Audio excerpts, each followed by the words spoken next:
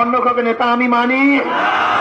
কিয়ামতের ময়দানে যে লিডার আমাকে শাফাআত করবেন, সুপারিশ করবেন, যে লিডার সামনে থাকবে, আল মারউ মা মান আহাব্বা ওয়া লাহু মাকতাসাবা।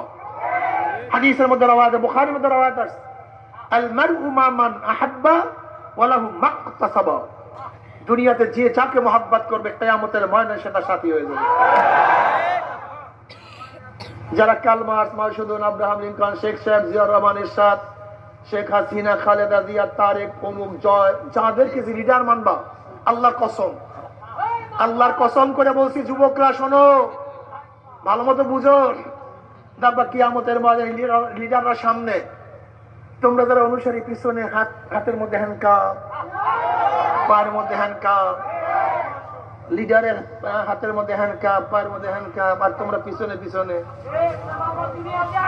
লিডাররা যেখানে যাবে